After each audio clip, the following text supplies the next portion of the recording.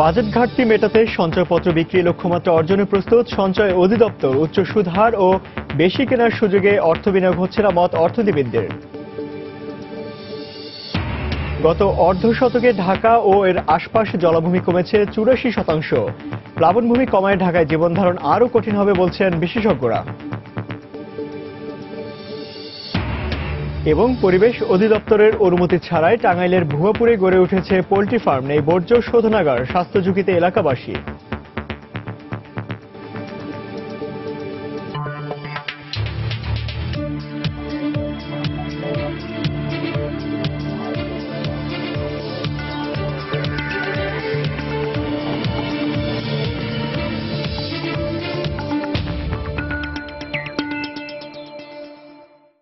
দেখছিলেন শিরোনাম। আমন্ত্রণ জানাচ্ছি দেশ ও দেশের বাইরে অর্থ বাণিজ্যের নানা খবর নিয়ে আমাদের নিয়মিত আয়োজন এই সময় বাণিজ্যে।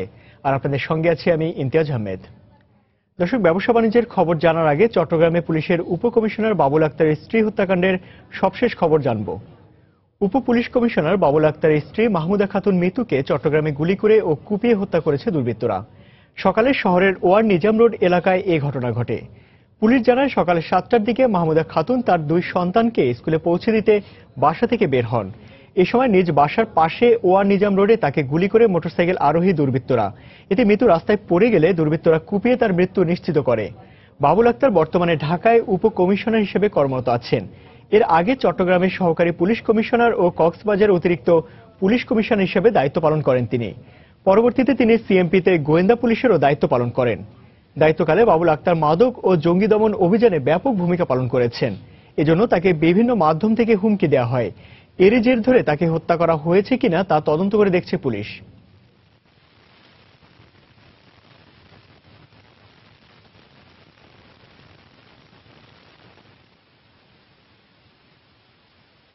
নিচে নামে দেখছি বাচ্চাটা গেটে কান্না করতেছে, দৌড়ে আসে দেখলাম ডেড বডি পড়ে নিয়েছে। স্কুল নিয়ে যাচ্ছে, ওই স্পটে ওনাকে মেরে ফেললো। মারা পরে বাচ্চারা ধুমধুরা কান্না করে আমার আম্মুকে মেরে ফেললো। আলামত পাওয়া গেছে ওখানে একটা ব্যবহৃত কার্টিজ, এমটি কার্টিজ একটা, আর তিনটা অব্যবহৃত মানে লাইভ কার্টিজ পাওয়া গেছে 3টা। এখানে গুলিটা হয়েছে, ইন করেছে বাম পার্শ্বে উপরে, মাথার উপরে। জঙ্গি নিয়ে কাজ করছে, আমরা জঙ্গি এবং সন্ত্রাসী নিয়ে কাজ করছে। সে সন্ত্রাসীদের টার্গেট ছিল, জঙ্গিদেরও টার্গেট ছিল আমার ধারণা যেটা। 3 জন মোটরসাইকেল আরোহী তারা এখানে থেমে ওনাকে প্রথমে ছুরি মেরেছে, পরে গলায় গুলি করে এরা চলে গেছে। তো আমার বিশ্বাস যে এরা অতীতের কোনো ঘটনা নিয়ে বা কোনো না কোনোভাবে এরা সংযুক্ত, যাদেরকে নিয়ে বাবুল আক্তার কাজ করেছে এদেরকেও হতে পারে। এই রাস্তায় অনেকগুলো সিসি ক্যামেরা আছে, সবগুলো ফুটেজ সংগ্রহ করলে আশা করি যে কারা, এগুলো আমরা শনাক্ত করতে পারবো। দর্শক, এই মুহূর্তে চট্টগ্রাম মেডিকেল কলেজ হাসপাতালে আছেন রিপোর্টার কমল দে। আমরা সরাসরি চলে যাচ্ছি তার কাছে। কমল। ধন্যবাদ ইমতিয়াজ। বন্দনগরে চট্টগ্রামে ঠিক প্রকাশ্যে রাজপথে গুলি করে এবং ছুরিকাঘাতে হত্যা করা হলো পুলিশ সুপার বাবুল আক্তারের স্ত্রী মাহমুদা খাতুন মিতু আক্তারকে।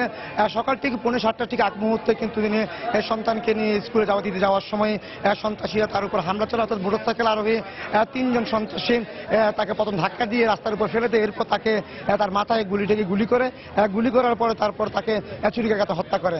কিছুক্ষণ আগে তার লাশ চট্টগ্রাম মেডিকেল কলেজে নিয়ে আসা হয়েছিল। ডাক্তার মূলত ঘটনাস্থল মারা গেলে নিহত হলো, কিন্তু পরবর্তীতে কিছু আনুষ্ঠানিকতা রয়েছে, সেই আনুষ্ঠানিকতার অংশ হিসেবে কিন্তু তার লাশ নিয়ে আসা হয়েছে চট্টগ্রাম মেডিকেল কলেজ হাসপাতালে এবং সেখানে ডাক্তারকে আনুষ্ঠানিক মৃত ঘোষণা করেছেন। আমরা দেখেছি যে পুলিশ সুপার বাবুল আক্তার কিছুক্ষণ আগে ঢাকা থেকে চট্টগ্রাম এসেছেন হেলিকপ্টার যোগে এবং ঊর্ধ্বতন কর্মকর্তা সহ। এরপর তিনি চট্টগ্রাম মেডিকেল কলেজে এসে তার স্ত্রীর লাশ দেখেন এবং এই সময় তিনি কান্নায় ভেঙে পড়েন। এরপর তার লাশ এখন ময়নাতদন্তের জন্য নিয়ে যাওয়া হয়েছে চট্টগ্রাম জেনারেল হাসপাতালের মর্গে। আমরা দেখেছি বাবুল আক্তার যখন এখানে উপস্থিত হন তখন তার সাথে জাতীয় নিরাপত্তা গোয়েন্দা সংস্থা এনএসআই এর পরিচালক ব্রিগেডিয়ার জেনারেল জিয়াউল হাসান সহ ঊর্ধ্বতন পুলিশ এবং আইন শৃঙ্খলা কর্মকর্তারা কিন্তু এখানে এসে তারা জরুরি বৈঠকে বসেন। একজন চিকিৎসকের পক্ষে মূলত তারা এই মামলা তদন্ত নিয়ে বা এই ঘটনার রহস্য উন্মোচন জন্য করণীয় বিষয় নিয়ে তারা বৈঠকে বসেন। বৈঠকের পরে তারা আবার একসাথে সবাই বেরিয়েছেন। আমরা যতটুকু জানতে পেরেছি এখন পর্যন্ত কিন্তু জঙ্গিবাদের দিকে এই ঘটনাটিকে উল্লেখ করা হচ্ছে। এখানে দেখতে পাচ্ছেন ঊর্ধ্বতন চট্টগ্রাম সিটি কর্পোরেশনের মেয়র আজম নাসির উদ্দিন সহ ঊর্ধ্বতন পুলিশ কর্মকর্তারা এখানে এসে উপস্থিত হয়েছেন। আমরা সকাল থেকে দেখেছি পুলিশ সুপার ইকবাল বাহারি বলেছিলেন যে এটি একটি জঙ্গিবাদের ঘটনা হতে পারে, কারণ তিনি জঙ্গি বাহিনীর জন্য একটু হুমকি ছিলেন। চট্টগ্রামে যে জেএমবি যে নেটওয়ার্ক, সেই নেটওয়ার্ক ধ্বংসের পিছনে বড় ধরনের ভূমিকা রেখেছিলেন বাবুল আক্তার। একই সাথে তিনি বৃহত্তর চট্টগ্রামে অর্থাৎ বান্দরবানের দুর্গম লাইখাংচুরি এলাকাতে গিয়েও তিনি কিন্তু জঙ্গি আস্তানা ধ্বংস করেছেন। এর প্রেক্ষিতে কিন্তু বাবুল আক্তারকে বারবার হুমকি দেওয়া হয়েছিল।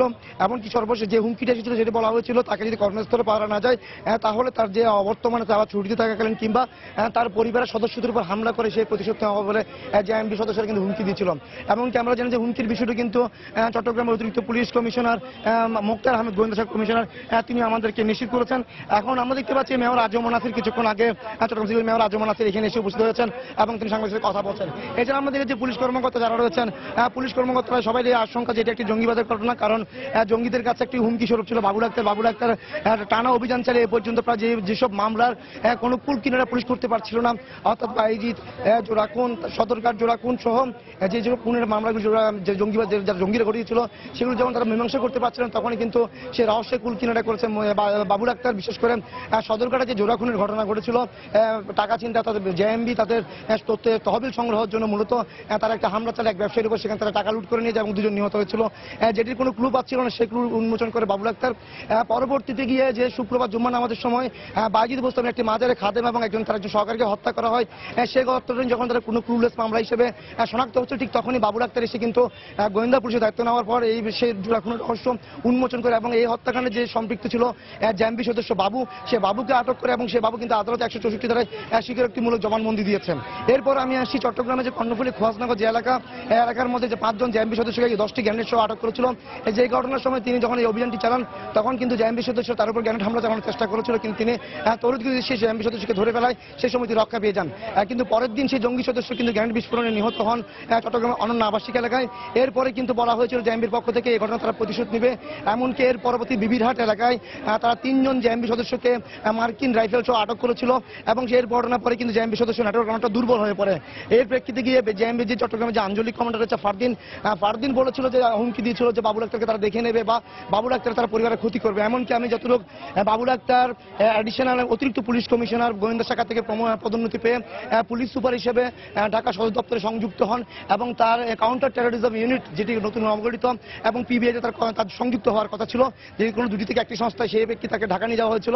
ঠিক 4 দিন আগে যাওয়ার আগে সর্বশেষ আমার তার সাথে কথা হয়, তিনি বলেছিলেন যে তাকে হুমকি দিচ্ছে এমন একটি চিরকুট কিন্তু পুলিশ কর্তৃপক্ষ উদ্ধার করেছে বলে আমাদেরকে জানিয়েছে। আমি আরেকটি বিষয় বলি, তার বিদায়ের সময় উপপুলিশ কমিশনার মোক্তার আহমেদও আমাদেরকে জানিয়েছেন মোক্তার এখান থেকে যখন তিনি সিএমপি থেকে বিদায় নেন তখন তাকে বলা হয়েছিল তার উপর হামলা হতে পারে বলে তারা আশঙ্কা করেছিলেন। এই হামলাটি আজ হলো বলে ধারণা করা হচ্ছে, অর্থাৎ তার স্ত্রী যখন তার সন্তানকে নিয়ে স্কুল যাওয়ার পথে কিন্তু তার উপর তাকে হামলা চালিয়ে তাকে প্রথম মোটরসাইকেল দিয়ে রাস্তায় ফেলে দেয়, এরপর তাকে গুলি করা হয় এবং তাকে ছুরিকাঘাতে হত্যা করা হয়। এখন ঊর্ধ্বতন কর্মকর্তারা বসছেন এই মামলা তদন্ত নিয়ে কোন দিকে দেবে বা এই বিষয়টি তারা আলোচনায় বসছেন সরকারি কর্মকর্তা তদন্ত কর্মকর্তারা। এখন পর্যন্ত ইমতিয়াজ আমার কাছে ছিল চট্টগ্রাম থেকে সর্বশেষ। দর্শক, পুলিশের উপকমিশনার বাবুল আক্তারের স্ত্রী মাহমুদা খাতুনকে হত্যা করেছে দুর্বৃত্তরা, সে খবরাখবর জানাতে চট্টগ্রাম মেডিকেল কলেজ হাসপাতাল থেকে আমাদের সঙ্গে সরাসরি যোগ দিয়েছিলেন সহকর্মী কমল দে। চলে যাচ্ছে অর্থ বাণিজ্যের নিয়মিত খবরে। বাজেট ঘাটতি মেটাতে সরকারকে বড় অঙ্কের অর্থের যোগান দেয় জাতীয় সঞ্চয় অধিদপ্তর। দিনে দিনে বাজেটের আকার বাড়ায় অর্থ সংগ্রহের চাপ বাড়ছে এই সংস্থার।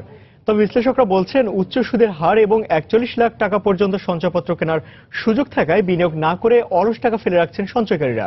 বিস্তারিত কাজল আব্দুলের রিপোর্টে।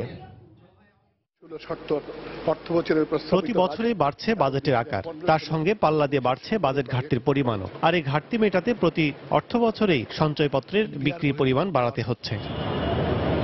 2015-16 অর্থ বছরে বাজেটের সঞ্চয় অধিদপ্তর থেকে 15,000 কোটি টাকা নেয়ার প্রস্তাবনা দেয়া হয়, কিন্তু সংশোধিত বাজেটে এসে এর পরিমাণ বেড়ে দাঁড়ায় 28,000 কোটি টাকায়। আর 2016-17 অর্থ বছরে প্রস্তাবনা দেয়া হয়েছে 19,616 কোটি টাকা। এর পরিমাণ দ্বিগুণ হতে পারে বলে জানিয়েছে অধিদপ্তর। সরকারের যে আপনারা দেখেছেন যে এবারে কত 97,000 কোটি টাকা বোধহয় বাজেট ঘাটতি।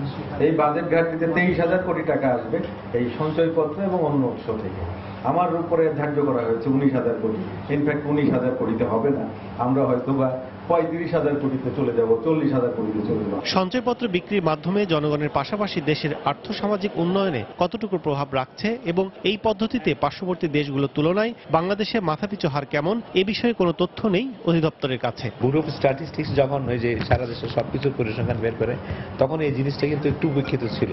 তখন সঞ্চয়ের এই জিনিসটা যে মাথাপিছু সঞ্চয়ের পরিমাণ কত অন্যান্য দেশের সাথে আমি তুলনা করলে কি পরিমাণ হয়। এদিকে উচ্চ সুদের কারণে বিনিয়োগ না করে অলস টাকা ফেলে রাখছেন সঞ্চয়কারীরা। তাই অর্থনীতিকে গতিশীল করতে সরকারের উৎপাদনশীলতা বাড়ানো এবং সঞ্চয়পত্র কেনার সীমা নির্ধারণ করার পরামর্শ অর্থনীতিবিদদের। সুদের হার একটু বেশি, সরকারের ঋণের যে খরচ সেটাও বৃদ্ধি পাচ্ছে এবং আমরা দেখতে পাচ্ছি যে সুদের হার যেভাবে বৃদ্ধি পায় সেটার সাথে মিলিয়ে সুদ পরিশোধের টাকাও সরকারের বেশি দরকার হচ্ছে এবং তাদের রাজস্বের একটা বড় অংশ চলে যাচ্ছে ওইখানে। লিমিট করতে পারেন কিনা যে আমি সারা বছরে এটা কিভাবে কতটুকু ফেজে এটা কিনতে চাবো এবং সেই অনুযায়ী প্রত্যেক প্রান্তিকে তার কতটুকু করবেন সেই অনুযায়ী তিনি তাগিদ দিতে পারেন। সরকারের রাজস্ব আদায়ে লক্ষ্যমাত্রা শতভাগ বাস্তবায়ন হলে সঞ্চয়কারীদের অর্থ পরিশোধের চাপ অনেকটাই সহজ হবে বলে মনে করছেন সংশ্লিষ্টরা।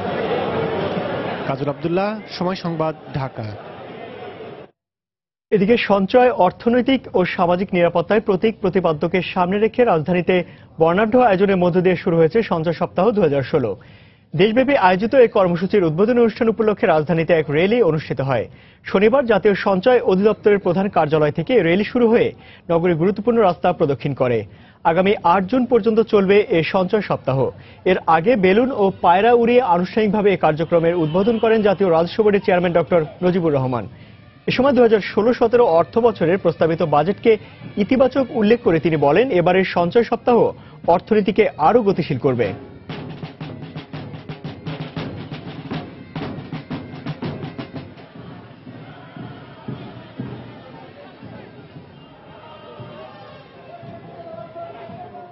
গ্রাহকবৃন্দ, আমি সামনে দেখতে পাচ্ছি মাননীয় অর্থমন্ত্রী 16-17 সনের যে বাজেট দিয়েছেন সেটা আসলে মানুষের অর্থনৈতিক এবং সামাজিক ভবিষ্যৎকে নিশ্চিত করার জন্য বাংলাদেশ যে আগামী দিনে এগিয়ে যাচ্ছে, আমরা যে সারা বিশ্বে উন্নয়নের একটি রোল মডেল হিসাবে পরিচিত হয়েছি, আজকে এই সঞ্চয় সপ্তাহ আরেকটি গুরুত্বপূর্ণ পর্যায়ের সূচনা করল। আমরা সকলের সহযোগিতা চাই, আমরা আপনাদেরকে উত্তম মানের সেবা দিতে চাই। 2016-17 অর্থ বছরের জন্য প্রস্তাবিত বাজেট বাস্তবায়নে জাতীয় রাজস্ব বোর্ড এনবিআর এর উপর বিশাল অঙ্কের যে রাজস্ব সংগ্রহের দায়িত্ব পড়েছে তা পূরণে কাজ করা হচ্ছে। শনিবার রাজধানী কাকরাইলে আইডিবি মিলনায়তনে মূল্য সংযোজন কর ও সম্পর্ক শুল্ক আইন 2012 এর উপর আয়োজিত এক সেমিনারে এই কথা জানান NBR chairman doctor Najibur Rahman. এছাড়া আগামী 1 বছরে ভ্যাট আইন কার্যকরে বিভিন্ন সমস্যা সমাধানও কাজ করা হবে বলে জানান তিনি।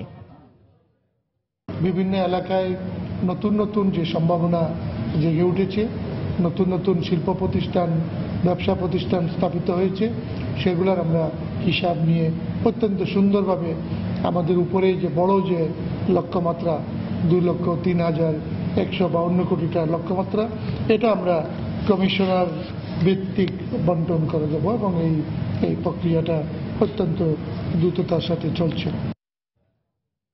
শিক্ষার্থী সহ স্বল্প আয়ের জনগণের মধ্যে সঞ্চয় মনোভাব গড়ে তোলা এবং গ্রাহক সেবার মান বৃদ্ধির লক্ষ্যে ই সেভিং সফটওয়্যার কার্যক্রম উদ্বোধন করেছে জাতীয় সঞ্চয় অধিদপ্তর। শনিবার সকালে রাজধানীতে অধিদপ্তরের প্রধান কার্যালয়ে কার্যক্রমের উদ্বোধন করেন অর্থ মন্ত্রণালয়ের অভ্যন্তরীণ সম্পদ বিভাগের অতিরিক্ত সচিব সুলতানুল ইসলাম চৌধুরী। এ সময় উপস্থিত ছিলেন সঞ্চয় অধিদপ্তরের মহাপরিচালক বাবুল কুমার সাহা সহ প্রতিষ্ঠানটির ঊর্ধ্বতন কর্মকর্তারা। অনুষ্ঠানে বক্তারা বলেন, ই সেভিংস এর মাধ্যমে অল্প আয়ের মধ্যেই গ্রাহকরা তাদের সব ধরনের তথ্য পেতে পারবে। প্রাথমিকভাবে দেশের 5টি ব্যুরো কার্যালয়ে এ কার্যক্রম চালু করা হবে বলেও জানায় কর্তৃপক্ষ।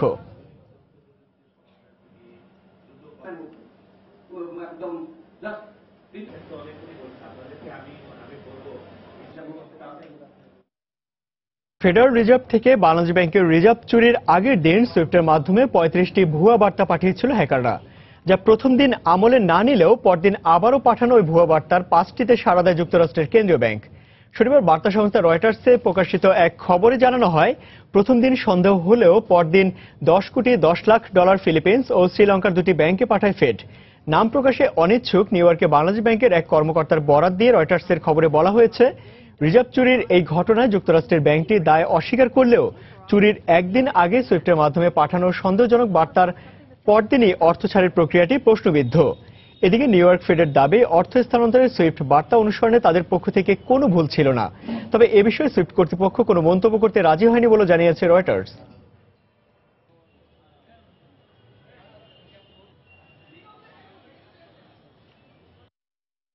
রাজধানী বঙ্গবন্ধু অ্যাভিনিউর জাসদ কার্যালয়ে প্রস্তাবিত জাতীয় বাজেট 2016-17 উপর জাতীয় সমাজতান্ত্রিক দল জাসদের প্রাথমিক প্রতিক্রিয়া ও আলোচনা সভায় বক্তব্য রাখছেন দলের সভাপতি হাসানুল হক হিনু। আমরা সরাসরি চলে যাচ্ছি সেখানে।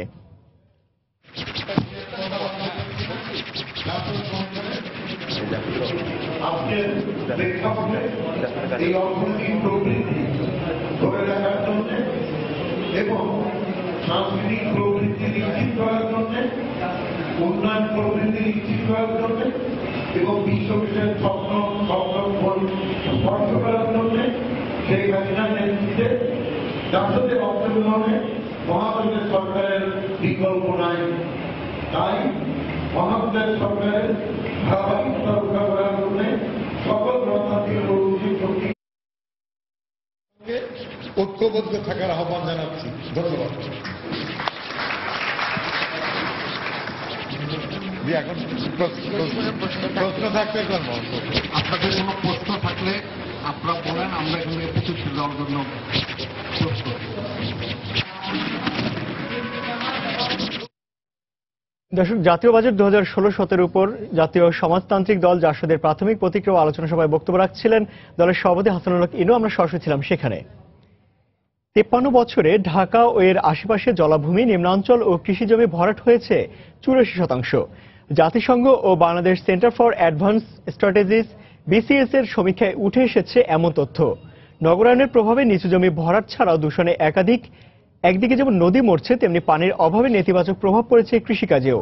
পরিবেশবিদদের শঙ্কা, এভাবে চলতে থাকলে আগামীতে ঢাকা ও এর নাগরিকদের জন্য অপেক্ষা করছে দুর্বিষহ সময়। বিশ্ব পরিবেশ দিবসে সাইফুল ইসলামের তোলা ছবিতে আতিকুর রহমান তমালের রিপোর্ট।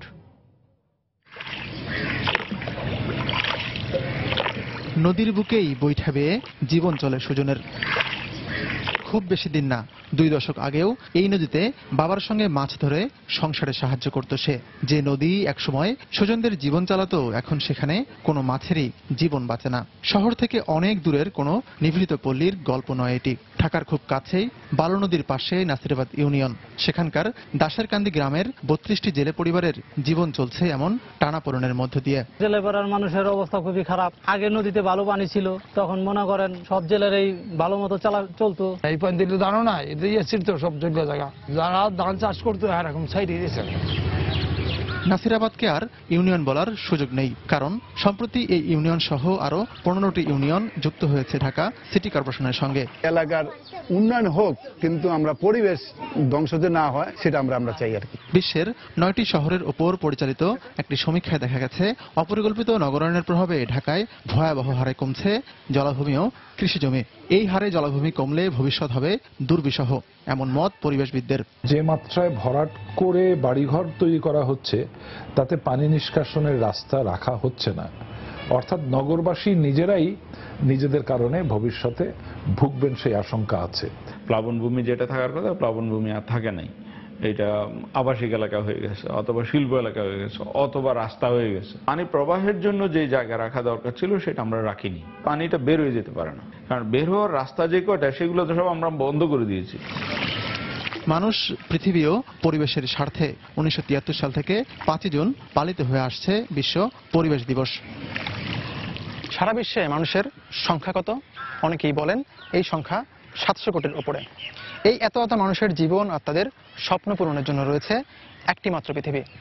তাই পৃথিবী বাঁচলেই বাঁচবে মানুষ। এ কারণে পৃথিবীকে বাসযোগ্য রাখার দায়িত্বটা নিতে হবে মানুষকেই। আতিকুর রহমান তমাল, সময় সংবাদ, ঢাকা। পরিবেশ অধিদপ্তরের অনুমতি ছাড়াই টাঙ্গাইলের ভুয়াপুরে পোল্ট্রি ফার্ম করে তুলেছেন স্থানীয় এক প্রভাবশালী ব্যবসায়ী। ফার্মটিতে 10,000 মুরগি থাকলেও নেই বর্জ্য শোধনাগার। কোনো পরিকল্পনা ছাড়াই প্রতিদিনে বর্জ্য ফেলা হচ্ছে আশেপাশের পুকুরে। এতে পরিবেশ দূষণের পাশাপাশি পুকুরে পানি দূষিত হওয়ায় স্বাস্থ্য ঝুঁকিতে পড়েছেন স্থানীয় বাসিন্দারা। অবস্থায় অনুমোদনবিহীন ফার্মটি বন্ধে দ্রুত পদক্ষেপ নেওয়ার আশ্বাস জেলা প্রশাসকের। কাদির তালুকদারের তথ্য ও রাশেদ খানের ছবি নিয়ে ডেস্ক রিপোর্ট। 2009 সালে টাঙ্গাইলের ভুয়াপুর উপজেলার গোবিন্দাসী এলাকায় ছোট পরিসরে একটি লেয়ার পোল্ট্রি ফার্ম গড়ে তোলেন স্থানীয় ব্যবসায়ী হালিম মণ্ডল। এরপর থেকে ফার্মের পরিধি বাড়ানো হলেও বর্জ্য পরিশোধনে কোনো ব্যবস্থা রাখা হয়নি। এ কারণে কোনো পরিকল্পনা ছাড়াই প্রতিদিন বর্জ্য সরাসরি ফেলা হচ্ছে আশপাশের পুকুরে। এতে অসহনীয় মাত্রা দুর্গন্ধের পাশাপাশি দূষিত হয়ে পড়েছে পুকুরের পানি। আর বিষযুক্ত পানি ব্যবহার করে স্বাস্থ্য ঝুঁকিতে পড়ছেন সাধারণ মানুষ। স্থানীয়দের অভিযোগ, বারবার জানানোর পরও প্রভাবশালী হওয়ায় কোনো কিছুই তোয়াক্কা করছে না ফার্মের মালিক। পুকুরে মুরগি নিয়ে বাড়ি বাড়ি নিয়ে ফালায়, দুর্গন্ধ থাকতে পারে না কেউ। খাওয়া দাওয়া রুচি উঠে গেছে সবাই। একটা বিয়ার মেহমান আসতে পারে না, গন্ধ এসে ঘুরে চলে যায়। প্রতিবাদ করতে যাই এখন তার হুমকির সম্মুখীন হতে হচ্ছে আমাদেরকে। মিথ্যা কেস, মিথ্যা বানোয়াট, যে যায় তার বিরুদ্ধে অলরেডি আমাদের বিরুদ্ধে একটা কেস করে ফেলছে। পরিবেশ অধিদপ্তরের কর্মকর্তারা বলছেন, বর্জ্য নিষ্কাশনের ব্যবস্থা না থাকায় ফার্মটিকে ছাড়পত্র দেওয়া হয়নি। তবে সমস্যার কথা স্বীকার করে ফার্ম মালিক জানালেন, বায়োগ্যাস প্ল্যান্ট বসানোর কাজ চলছে। অসুবিধা একবার নাই তা না, যতটুকু বলে অতটা না। কিছুটা মনের গ্যাসের তৈরি বা ব্যক্তিগত কিছুটা বাধাগোধা সৃষ্টি এই জাতীয়টার মধ্যে কাজ করছে। আমি বায়োগ্যাস প্ল্যান করবো, বায়োগ্যাস করে এটা আমি নিয়ন্ত্রণ করে ফেলবো। বায়োগ্যাস প্ল্যান্ট যতদিন পর্যন্ত স্থাপন না করবে ততক্ষণ পর্যন্ত সে বৈধ হবে না এবং পরিবেশ অধিদপ্তর থেকে কোনো ছাড়পত্র দেওয়া হবে না। অবশ্য ফার্মটি বন্ধে দ্রুত প্রয়োজনীয় পদক্ষেপ নেওয়ার আশ্বাস দিলেন জেলা প্রশাসক। স্থানীয় প্রশাসনের যে রয়েছেন উপজেলা নির্বাহী অফিসার এবং হেলথ ইন্সপেক্টর, তাদের সমন্বয়ে তারা ওখানে যাবেন। পরিবেশের যদি কোনো উন্নতি না হয় তাহলে ওরা তাৎক্ষণিকভাবে তারা বন্ধের ব্যবস্থা নেবেন। 10,000 মুরগি ধারণ ক্ষমতার এই ফার্মটিতে প্রতিদিন প্রায় 1 মেট্রিক টন বর্জ্য তৈরি হয়। সময় সংবাদ, টাঙ্গাইল। সংসদ ভবনের মিডিয়া সেন্টারে বাজেট বিষয়ে সংবাদ সম্মেলনে বক্তব্য রাখছেন বিরোধী দলীয় নেত্রী রওশন এরশাদ। আমরা সরাসরি চলে যাচ্ছি সেখানে। অর্থনৈতিকভাবে দেশকে পরিমাপ করার জন্য কতগুলো মাপকাঠি থাকে। একটি হচ্ছে বিনিয়োগ, একটি ব্যাংকিং খাত, একটি হলো শেয়ার বাজার। শেয়ার বাজারে প্রথম বছরে আমাদের যে ধস নেমেছিল সেই ধসটা এখনো পূরণ হয়নি। শেয়ার বাজার হচ্ছে একটি দেশের অর্থনৈতিক ব্যারোমিটার। সেই শেয়ার বাজারে কি অবস্থা, ঠিক না? এখন আমাদের যদি বিনিয়োগ আমাদের বাড়াতে হয় তাহলে পলিটিক্যাল স্ট্যাবিলিটি আমাদের দেশে অবশ্যই থাকতে হবে। এটা মোস্ট ইম্পর্টেন্ট থিং। আমাদের দেশে যেমন আছে প্রাকৃতিক দুর্যোগ, দুর্যোগ আছে আমাদের দেশের, সামুদ্রিক জলোচ্ছ্বাস আছে, ঘূর্ণিঝড় আছে, তারপরে আছে আমাদের ভয়াবহ বন্যা। এইগুলো যে প্রাকৃতিক দুর্যোগ, কিন্তু তার চেয়ে বড় দুর্যোগ হলো আমাদের পলিটিক্যাল স্ট্যাবিলিটি, রাজনৈতিকভাবে অনিশ্চয়তা আমাদের দেশে। সে রাজনৈতিকভাবে অনিশ্চয়তা আমরা এখনো কাটিয়ে উঠতে পারিনি। পলিটিক্যাল স্ট্যাবিলিটি না আসলে তারপরে অবকাঠামোগত আমাদের সুযোগ সুবিধা, যেমন রাস্তাঘাট, যেমন আছে আমাদের বিদ্যুৎ, পানি, গ্যাস, তারপরে বিনিয়োগ বোর্ডের সাহায্য সহযোগিতা। বিনিয়োগ বোর্ডের সাহায্য সহযোগিতা এখানে পাওয়া খুবই দুষ্কর। বিনিয়োগ বোর্ডে আমি অনেকবারই সংসদে বলেছি, বিনিয়োগ বোর্ডটা ভালোভাবে ঢেলে সাজানোর জন্য সেখানে একজন একদম একটা যোগ্য লোককে তার দায়িত্ব দিতে। আমি প্রস্তাব করেছিলাম পরিকল্পনা মন্ত্রীকে দায়িত্ব দেওয়ার জন্য। একজন ধীর স্থির ঠান্ডা মাথার একজন লোককে বিনিয়োগ বোর্ডের দায়িত্ব দিতে হবে।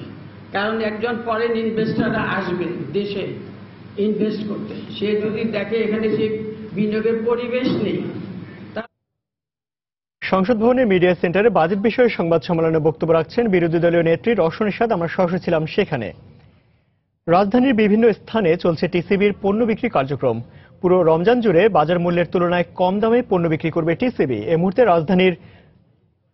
রাজধানীর এলাকায় আছেন সহকর্মী হাজিরা শুলে। আমরা সরাসরি চলে যাচ্ছি তার কাছে। ইমতিয়াজ, আপনি জানেন যে 29শে মে থেকে টিসিবির উদ্যোগে দেশব্যাপী 179টি ভ্রাম্যমাণ ট্রাকের মাধ্যমে রমজানের যে 5টি অপরিহার্য পণ্য আছে, ছোলা, মসুর ডাল, সয়াবিন তেল, খেজুর এবং চিনি বিক্রি করার কার্যক্রম শুরু হয়। তো আজকে 8ম দিন চলছে। তো সকাল 10টা থেকে আমরা এখানে অবস্থান করছি এবং এখানে যেটা জানিয়ে রাখি যে এই প্রেস ক্লাবের মোড়ে আশপাশে রয়েছে সচিবালয় এবং অসংখ্য সরকারি বেসরকারি অফিস। তাই নিম্ন আয়ের ক্রেতারা যেমন এখানে লাইনে দাঁড়িয়ে তাদের পণ্য কিনছেন, একই সাথে মধ্যম শ্রেণীর ক্রেতারা এবং সরকারি বিভিন্ন প্রতিষ্ঠানের কর্মকর্তা কর্মচারীরাও এখানে লাইনে দাঁড়িয়েছেন পণ্য কেনার জন্য। তবে একটি বিষয় এখানে উল্লেখযোগ্য যে এই প্রথম দিকে যে পরিমাণ বরাদ্দ দেওয়া হয়েছিল ডিলারদেরকে, সেই বরাদ্দ কমিয়ে দেওয়া হয়েছে। যেখানে একজন ডিলারকে প্রতি ট্রাকে 400 থেকে 800 কেজি চিনি বরাদ্দ দেওয়ার কথা, এখন সেটা কমিয়ে 200 থেকে 300 কেজিতে নামিয়ে আনা হয়েছে। এছাড়া সয়াবিন তেলও যেখানে 800 লিটার মতো সর্বোচ্চ বরাদ্দ দেওয়ার কথা, সেখানে সেটা 300 লিটার পর্যন্ত কমিয়ে দেওয়া হয়েছে। একইভাবে ছোলা এবং মসুর ডালের ছোলার ক্ষেত্রে একই ঘটনা। তবে এখানে টিসিবির কর্মকর্তা যেটা জানিয়েছেন যে যেহেতু তাদেরকে ট্রাকের পাশাপাশি দোকানে যে ডিলার আছে 2924 জন ডিলার, তাদেরকেও পণ্য দিতে হচ্ছে এবং চাহিদা বেড়ে গেছে। সে কারণেই যাতে বেশি সংখ্যক মানুষ পণ্য কিনতে পারেন, সে কারণেই তারা বরাদ্দ কমিয়ে দিয়েছেন। এবং আরেকটি বিষয় এখানে জানিয়ে রেখেছে যে আজকে 8 দিনের মধ্যে কিন্তু খেজুরের মজুদ শেষ হয়ে গেছে এবং কোনো স্পটে খেজুর বিক্রি করা হচ্ছে না। এবং এখানে ডিলাররা জানিয়েছেন যে তাদেরকে যে বরাদ্দ কমিয়ে দেওয়ার কারণে দুপুরের মধ্যেই বেশিরভাগ পণ্য বিক্রি শেষ হয়ে যায়। সেক্ষেত্রে 5টা পর্যন্ত পণ্য বিক্রি করার কথা থাকলেও 3টার ভেতরে পণ্য বিক্রি শেষ হয়ে যায়। তো এই প্রেস ক্লাবের মোড়ে আমি প্রায় 1 ঘন্টার মতো অবস্থান করছি এবং এখানে বেশ কিছু অনিয়মিত চিত্র আমার চোখে পড়েছে। যেমন একজন ক্রেতা অভিযোগ করেছেন যে তার কাছ থেকে চিনির দাম 70 টাকা করে নেওয়া হয়েছে, পরবর্তীতে মিডিয়ার উপস্থিতিতে সেটা ফিরিয়ে দেওয়া হয়। যেখানে 48 টাকা করে চিনি বিক্রি করার কথা, সেখানে তার কাছ থেকে 70 টাকা নেওয়া হয়। এছাড়া একজন ক্রেতাকে 5 লিটার করে সর্বোচ্চ সয়াবিন তেল মানে কিনতে পারার কথা, সেখানে একজন ক্রেতাকে দেওয়া হয়েছে 10 লিটার করে। তো বেশ কিছু অনিয়ম আমরা দেখতে পেয়েছি এবং ক্রেতারা বলছেন যে যদি এখানে আরেকটি ট্রাক বাড়িয়ে দেওয়া হতো তাহলে তাদের দীর্ঘ সময় লাইনে দাঁড়িয়ে পণ্য তাদের আরেকটু সুবিধা হতো। এক্ষেত্রে তাদের দেখা যায় যে অনেক সময় ক্রেতাদের মধ্যে বাকবিতণ্ডা হয় এবং ক্রেতাদের সাথে ডিলারের যে কর্মচারী তাদের মধ্যে বাকবিতণ্ডা হয়। তো এই ছিল এখন পর্যন্ত আমার কাছে প্রেস ক্লাবের মোড় থেকে টিসিবির পণ্য বিক্রি কার্যক্রমের সর্বশেষ। ইমতিয়াজ।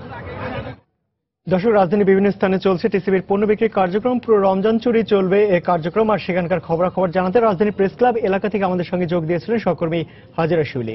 দেশে বিমানবন্দর রয়েছে 15টি, কিন্তু বর্তমানে বিমান ওঠানামা করছে মাত্র 7টিতে, যা মারাত্মক নেতিবাচক প্রভাব ফেলেছে দেশে পর্যটন শিল্পের অগ্রসর আর বিকাশ লাভের প্রক্রিয়ায়।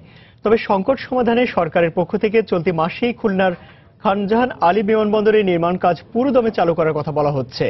শনিবার রাজধানীর সোনারগাঁও হোটেলে আয়োজিত এক সেমিনারে এমন পর্যালোচনা তুলে ধরেন আলোচকরা। পর্যটন বর্ষ 2016 লক্ষ্যমাত্রা পূরণে দেশের বেসামরিক বিমান খাতের ভূমিকা নিয়ে সেমিনারটির আয়োজন করে বাংলাদেশ বিমানের মাসিক পত্রিকা ভ্রমণ। এ সময় বিশেষ অতিথির বক্তব্যে বাংলাদেশ ব্যাংকের সাবেক গভর্নর ডক্টর ফরাসউদ্দিন বলেন, প্রতি বছরই বরাদ্দ বাড়লেও সরকার আর ব্যবসায়ীদের মধ্যে সমন্বয়হীনতার অভাবেই দুর্দিন কাটছে না পর্যটন শিল্পের। তবে এসব সমস্যার অনেকটাই সমাধান করা হয়েছে জানিয়ে সেমিনারের প্রধান অতিথির বক্তব্যে বেসামরিক বিমান পরিবহন ও পর্যটন মন্ত্রী রাশেদ খান মিনন জানান, শিগগিরই দেশে একটি এভিয়েশন বিশ্ববিদ্যালয় স্থাপনের পরিকল্পনা করছে সরকার।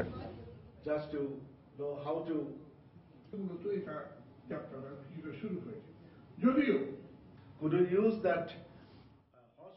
আন্তর্জাতিক এয়ারপোর্টের তার থার্ড করার ব্যাপারটি নিয়ে আমরা এখনো যুদ্ধের মধ্যে রয়েছি। আমরা মাত্র 15টি এয়ারপোর্টের মধ্যে যেটি বলেছিলেন যে 7টি এয়ারপোর্ট আমরা চালু রাখতে পেরেছি, ভাবনাগুলো আমরা এখন হিসেব করতে পারিনি। আমি আজকে একটা ছোট ঘোষণা দিতে চাই যে ইতিমধ্যে আমরা উদ্যোগ গ্রহণ করেছি এবং আমরা আশা করছি এই মাসের মধ্যেই এ ব্যাপারে একটি পজিটিভ জায়গা আমরা যাবো যে আমরা একটি এভিয়েশন ইউনিভার্সিটি তৈরি করার ইতিমধ্যে পরিকল্পনা গ্রহণ করেছি। কনসালটেন্সি সার্ভিসের উন্নয়ন ও সেবা গ্রহীতাদের স্বার্থ সুরক্ষায় আইন প্রণয়নের আহ্বান জানিয়েছে কনসালটেন্টরা। শনিবার রাজধানী বঙ্গবন্ধু আন্তর্জাতিক সম্মেলন কেন্দ্রে আন্তর্জাতিক কনসালটেন্ট দিবস উপলক্ষে এক প্রেস ব্রিফিংয়ে এ দাবি জানায় institute of management consultant Bangladesh. ব্রিফিংয়ে সংগঠনের সাধারণ সম্পাদক জাকির হোসেন বলেন, বর্তমানে সরকারি কোনো নিয়ন্ত্রক সংস্থা না থাকায় যে কেউ কনসালটেন্টের ব্যানার লাগিয়ে বেআইনিভাবে ব্যবসা করছে এবং সেবা গ্রহীতাদের ঠকাচ্ছে। এজন্য এই সার্ভিসের শৃঙ্খলা ফিরিয়ে আনতে সুনির্দিষ্ট আইন প্রয়োজন। বর্তমানে নীতিমালার অভাবে দক্ষতা না থাকলেও বিদেশি কনসালটেন্টরা বিভিন্ন প্রকল্পে কাজ করে বিপুল পরিমাণ বৈদেশিক মুদ্রা নিয়ে চলে যাওয়ায় পিপিপি প্রকল্পে দেশীয় কনসালটেন্ট নিয়োগের আহ্বান জানান তারা।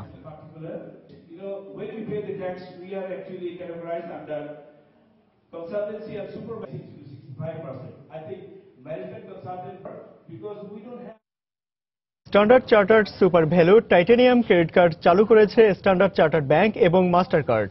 এটি বাংলাদেশের প্রথম cash bank account credit card. এই কার্ডের মাধ্যমে গ্রাহকরা সব ধরনের খুচরা ক্রয়ে ক্যাশব্যাক পাওয়ার পাশাপাশি আরও অনেক সুযোগ সুবিধা পাবেন। এ উপলক্ষে সোনাগাঁও হোটেলে এক অনুষ্ঠানের আয়োজন করা হয়।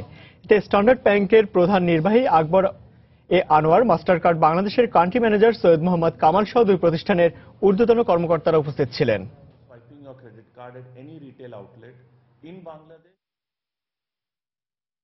আসন্ন রমজানে রান্না বিষয়ক অনুষ্ঠান প্রাণ গুঁড়া মশলা মনোহর ইফতার প্রচারিত হবে চ্যানেল আইতে। কেকা ফেরদৌসির উপস্থাপনা ও পরিচালনায় ভারতের বিভিন্ন রাজ্যের মুসলমানদের ইফতার রেসিপি নিয়ে সাজানো হয়েছে অনুষ্ঠান। উপলক্ষে চ্যানেল আইয়ের কার্যালয়ে এক সংবাদ সম্মেলনের আয়োজন করা হয়। এতে উপস্থিত ছিলেন চ্যানেল আইয়ের ব্যবস্থাপনা পরিচালক ফরিদুর রেজা সাগর, প্রাণের পরিচালক ইলিয়াস মৃধা সহ প্রাণ আরএফএল গ্রুপের ঊর্ধ্বতন কর্মকর্তারা।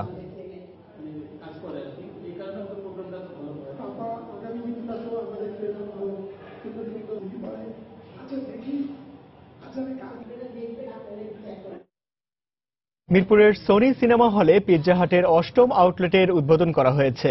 শনিবার ট্রান্সকম ফুড লিমিটেডের ঊর্ধ্বতন কর্মকর্তারা এই আউটলেটের উদ্বোধন করেন। এ সময় ট্রান্সকম ফুডের প্রধান নির্বাহী আক্কু চৌধুরী সহ গণমাধ্যমের মিডিয়ার বিভিন্ন ব্যক্তিরা উপস্থিত ছিলেন। এই আউটলেট সহ বর্তমানে রাজধানীতে আরও 7টি স্থানে পিৎজা হাটের আউটলেট রয়েছে।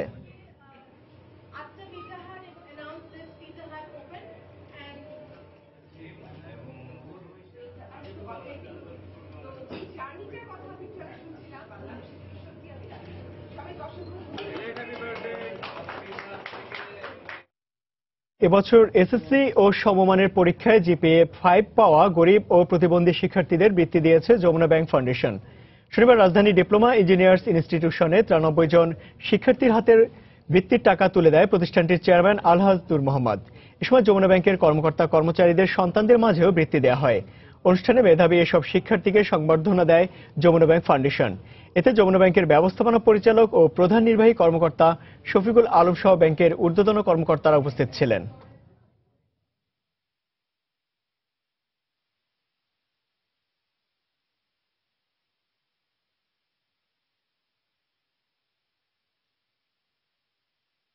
এবার দেশের বাইরের অর্থ বাণিজ্যের খবর। মে মাসে যুক্তরাষ্ট্রে মাত্র ৩৮,০০০ নতুন কর্মসংস্থান সৃষ্টি হয়েছে। এ হার চলতি বছরের পাশাপাশি গেল 5 বছরের মধ্যে সর্বনিম্ন।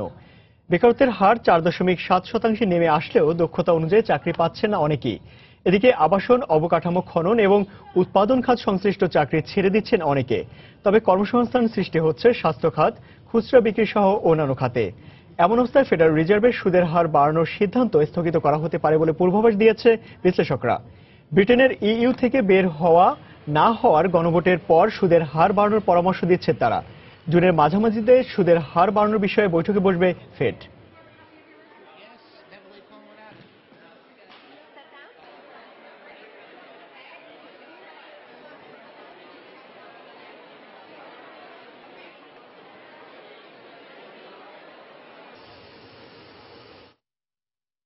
ইউরোজোনের জন্য 2016 সালে 0.2 এবং 2017 সালে 1.3, এছাড়া 2018 সালে 1.6% প্রবৃদ্ধির পূর্বাভাস দিয়েছে ইউরোপের কেন্দ্রীয় ব্যাংক ইসিবি। তবে এ হার এখনো 2% লক্ষ্যমাত্রার নিচে। এই সময়টা নিত্যপণ্যের দাম স্থিতিশীল থাকলেও জ্বালানি তেলের দরপতনের কারণে কিছুটা ভোগান্তিতে পড়বে ইউরোজোনের অর্থনীতি। আর ব্রিটেন ইইউ থেকে বেরিয়ে গেলে যে কোনো ধরনের পরিস্থিতি মোকাবেলায় ইসিবি প্রস্তুত বলে জানিয়েছে কর্তৃপক্ষ। তবে ব্রিটেন ইউরোপীয় ইউনিয়নে থাকলে তা দেশটির অর্থনীতিতে ইতিবাচক ভূমিকা রাখবে বলে মনে করে ইসিবি। এদিকে অর্থনীতির বর্তমান অবস্থা এবং মুদ্রানীতি বিশ্লেষণ করে সুদের হার অপরিবর্তিত রাখার সিদ্ধান্ত নিয়েছে ECB. Based on our regular economic and monetary analysis, first one since the CSPP is going to start, it is crucial to ensure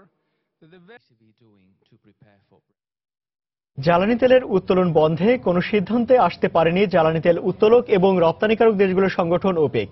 তবে ভিয়েনায় অনুষ্ঠিত এই বৈঠকে জ্বালানির বাজার স্থিতিশীল রাখতে সব ধরনের সহায়তার আশ্বাস দিয়েছে উপস্থিত সদস্যরা। বৈঠকে সৌদি আরব সহ গালফভুক্ত দেশগুলোর জ্বালানি তেল উত্তোলনের নতুন প্রস্তাবনা উপস্থাপন করতে চাইলেও তাতে ভেটো দেয় ইরান। এ কারণে কোনো ধরনের নীতিগত সিদ্ধান্ত ছাড়াই শেষ হয় বৈঠক। ওপেকভুক্ত দেশগুলো উত্তোলন বন্ধের ব্যাপারে একমত হলেও উত্তোলন কমানোর বিপক্ষে ইরান। 2016 সালে জ্বালানির উত্তোলনের বিষয়ে তারা বৈঠকে বসবে বলে জানানো হয়েছে। 5-6 times in my career, and every time about $50. At what level would you expect to see that?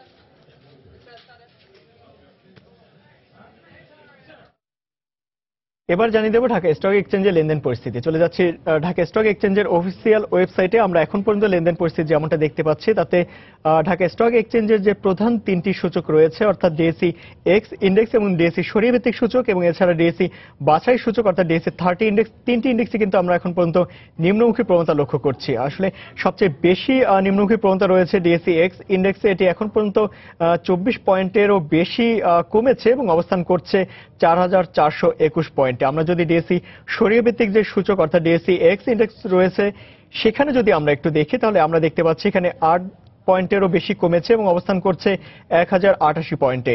একই ধারাবাহিকতা রয়েছে ডিএসই বাছাই সূচক অর্থাৎ ডিএসই 30 ইন্ডেক্স। এখানে আমরা দেখতে পাচ্ছি 16 পয়েন্টেরও বেশি কমেছে এবং অবস্থান করছে 1744 পয়েন্টে। আমরা যদি লেনদেন পরিস্থিতি দেখি, তাহলে এখন পর্যন্ত 103 কোটি টাকার মতো লেনদেন হয়েছে এবং এখন পর্যন্ত বাড়ার তালিকায় রয়েছে 64টি প্রতিষ্ঠান, যদিও অধিকাংশ প্রতিষ্ঠানের দর কিন্তু কমেছে, অর্থাৎ 170টি প্রতিষ্ঠান কিন্তু দর এখন পর্যন্ত হারিয়েছে এবং অপরিবর্তিত দেখতে পাচ্ছি আমরা 40টি প্রতিষ্ঠানের। আমরা যদি সকাল থেকে লেনদেন পরিস্থিতি দেখি, আগে জানিয়েছি যে তিনটি সূচকের কিন্তু আমরা নিম্নমুখী প্রবণতায় দেখতে পাচ্ছি, সেই একই ধারাবাহিকতা আমরা সূচকেও দেখতে পাচ্ছি, অর্থাৎ যে কার্ভ রয়েছে সেখানে কিন্তু আমরা দেখতে পাচ্ছি সকালে 10:30-এ যে লেনদেন শুরু হয়েছে সেখানে কিন্তু আমরা দেখতে পাচ্ছি যে সকাল থেকে কিছুটা ঊর্ধ্বমুখী প্রবণতা থাকলেও ধীরে ধীরে কিন্তু সেই প্রবণতা নিম্নমুখীর দিকে রয়েছে, অর্থাৎ সকাল 10:40-এর পর থেকে 11টার পর থেকে কিন্তু আমরা সেই সূচকের নিম্নমুখী ধারাবাহিকতা আমরা লক্ষ্য করছি এবং এখন পর্যন্ত কিন্তু সেই নিম্নমুখী ধারাবাহিকতাই এখানে চলছে, অর্থাৎ 11:30 পার হয়ে 11:40-এর দিকেও কিন্তু সেই নিম্নমুখী ধারাই অব্যাহত রয়েছে। আমরা যদি টপ 20 শেয়ারের তালিকা দেখি, অর্থাৎ উপরের দিকে যে 20টি শেয়ার রয়েছে সেখানে প্রথমেই অবস্থান করছে বিএসআরএম স্টিল। এটি সর্বশেষ লেনদেন হচ্ছে 139 টাকা 90 পয়সা এবং সর্বোচ্চ দর আমরা দেখতে পাচ্ছি 139 টাকা 90 পয়সায় রয়েছে, যদিও প্রতিষ্ঠানটি 135 টাকা 20 পয়সা সর্বশেষ সর্বনিম্ন লেনদেন নিয়ে অবস্থান করছে। আমরা যদি তালিকার 2 নম্বরে দেখি, তাহলে খান ব্রাদার্স পিপি রয়েছে তালিকার 2 নম্বরে। এই প্রতিষ্ঠানটি সর্বশেষ 25 টাকা লেনদেন হচ্ছে এবং সর্বোচ্চ দর 25 টাকা 90 পয়সা আমরা এখন পর্যন্ত দেখতে পাচ্ছি, যদিও প্রতিষ্ঠানটি 24 টাকা 40 পয়সায় এখন পর্যন্ত সর্বনিম্ন লেনদেন নিয়ে অবস্থান করছে। তালিকার 3 নম্বরে রয়েছে ইউনাইটেড এয়ার। এই প্রতিষ্ঠানটি 6 টাকা 60 পয়সায় সর্বশেষ লেনদেন হচ্ছে এবং সর্বোচ্চ দর আমরা দেখতে পাচ্ছি 7 টাকা পর্যন্ত এই প্রতিষ্ঠানটি শেয়ার উঠেছে এবং সর্বনিম্ন দর আমরা দেখতে পাচ্ছি 6 টাকা 50 পয়সায় এই প্রতিষ্ঠানটি সর্বনিম্ন দরে লেনদেন হচ্ছে। তালিকার 4 নম্বর রয়েছে সাজিবাজার পাওয়ার কোম্পানি লিমিটেড। এই প্রতিষ্ঠানটি এখন পর্যন্ত 136 টাকা 80 পয়সায় সর্বশেষ লেনদেন হচ্ছে এবং এখন পর্যন্ত এই প্রতিষ্ঠানটি 140 টাকায় সর্বোচ্চ দরে লেনদেন দেখতে পাচ্ছে, যদিও প্রতিষ্ঠানটি 135 টাকা 20 পয়সায় সর্বনিম্ন লেনদেন হয়েছে। তালিকার 5 নম্বর রয়েছে লাফার্জ সুরমা সিমেন্ট। এটি 80 টাকা 50 পয়সায় সর্বশেষ লেনদেন হচ্ছে এবং এখন পর্যন্ত আমরা এই প্রতিষ্ঠানটি 82 টাকায় লেনদেন হচ্ছে এবং এখন 80 টাকা 20 পয়সা সর্বনিম্ন পর্যন্ত এই প্রতিষ্ঠানটি দর নেমেছিল। তালিকার 6 নম্বরে রয়েছে ডোরিন পাওয়ার। এটি 66 টাকা 30 পয়সায় সর্বশেষ লেনদেন এবং সর্বোচ্চ 67 টাকা 50 পয়সা এবং সর্বনিম্ন 65 টাকা 80 পয়সায়। তিতাস গ্যাস রয়েছে তালিকার 7 নম্বরে। প্রতিষ্ঠানটি 49 টাকা 20 পয়সায় আমরা সর্বশেষ লেনদেন দেখতে পাচ্ছি এবং সর্বোচ্চ দর আমরা এখন পর্যন্ত দেখতে পাচ্ছি 50 টাকা এখন পর্যন্ত এই প্রতিষ্ঠানটি সর্বোচ্চ দর উঠেছে, যদিও প্রতিষ্ঠানটি সর্বনিম্ন দরে 48 টাকা 50 পয়সায় নেমেছিল। তালিকার 8 নম্বরে রয়েছে অ্যাটলাস বাংলাদেশ। এটি 115 টাকা 90 পয়সায় সর্বশেষ লেনদেন হচ্ছে এবং এই প্রতিষ্ঠানটি এখন পর্যন্ত আমরা দেখতে পাচ্ছি 118 টাকায় সর্বোচ্চ দরে উঠেছিল, যদিও প্রতিষ্ঠানটি 112 টাকায় সর্বনিম্ন দরে লেনদেন হয়েছে আজকের। তালিকার 9 নম্বরে দেখতে পাচ্ছি বেক্সিমকো ফার্মা। এটি 25 টাকা 30 পয়সায় সর্বশেষ লেনদেন হয়েছে এবং সর্বোচ্চ দর আমরা দেখতে পাচ্ছি 25 টাকা 80 পয়সা। যদিও প্রতিষ্ঠানটি 25 টাকা 10 পয়সায় সর্বনিম্ন লেনদেন হয়েছে এখন পর্যন্ত। তালিকার যদি আমরা 10 নম্বরে দেখি তাহলে আমরা দেখতে পাচ্ছি BSCCL অর্থাৎ বাংলাদেশ সাবমেরিন কেবল কোম্পানি রয়েছে তালিকার 10 নম্বরে। এটি 110 টাকায় সর্বশেষ লেনদেন হচ্ছে এবং এখন পর্যন্ত 113 টাকায় প্রতিষ্ঠানটির সর্বোচ্চ দর এবং 109 টাকায় সর্বনিম্ন দরে লেনদেন হচ্ছে। যমুনা অয়েল রয়েছে তালিকার 11 নম্বরে। এটি 183 টাকায় আমরা দেখতে পাচ্ছি সর্বশেষ লেনদেন এবং সর্বোচ্চ দর 185 এবং সর্বনিম্ন দর 182 টাকায় প্রতিষ্ঠানটি এখন পর্যন্ত লেনদেন হচ্ছে। তালিকার 11 নম্বরে আমরা যমুনা অয়েল দেখেছি এবং 12 নম্বর যদি দেখি তাহলে পাওয়ার গ্রিড রয়েছে তালিকার 12 নম্বরে। এই প্রতিষ্ঠানটি এখন পর্যন্ত 58 টাকায় 90 পয়সায় লেনদেন হচ্ছে এবং 59 টাকায় হাইয়েস্ট এখন পর্যন্ত এটি লেনদেন হচ্ছে। তালিকা 13 নম্বরে আছে জিপিএস ইস্পাত এবং ফার সিরামিক্স রয়েছে 14 নম্বরে এবং 15 নম্বরে সেন্ট্রাল ফিল লিমিটেড রয়েছে তালিকার 15 নম্বরে। এই প্রতিষ্ঠানটি এখন পর্যন্ত আমরা এই প্রতিষ্ঠানটি দেখতে পাচ্ছি। যদিও প্রতিষ্ঠানটি এখন পর্যন্ত শেয়ার হচ্ছে, এখন পর্যন্ত এই পরিস্থিতি লেনদেন হচ্ছে। তো মোটামুটি ঢাকা স্টক এক্সচেঞ্জে লেনদেন পরিস্থিতি ছিল এমনটাই। আবারও জানিয়ে দিচ্ছি এ সময় বাণিজ্যের শিরোনামগুলি। বাজেট ঘাটতি মেটাতে সঞ্চয়পত্র বিক্রি লক্ষ্যমাত্রা অর্জনে প্রস্তুত সঞ্চয় অধিদপ্তর। উচ্চ সুদ হার ও বেশি কেনার সুযোগ অর্থ বিনিয়োগ হচ্ছে না মত অর্থনীতিবিদদের। গত অর্ধ শতকে ঢাকা ও এর আশপাশে জলাভূমি কমেছে 84%। প্লাবনভূমি কমায় ঢাকায় জীবন ধারণ আরো কঠিন হবে বলছেন বিশেষজ্ঞরা। এবং পরিবেশ অধিদপ্তরের অনুমতি ছাড়াই টাঙ্গাইলের ভুয়াপুরে গড়ে উঠেছে পোল্ট্রি ফার্ম। এই বর্জ্য শোধনাগার, স্বাস্থ্য ঝুঁকিতে এলাকাবাসী।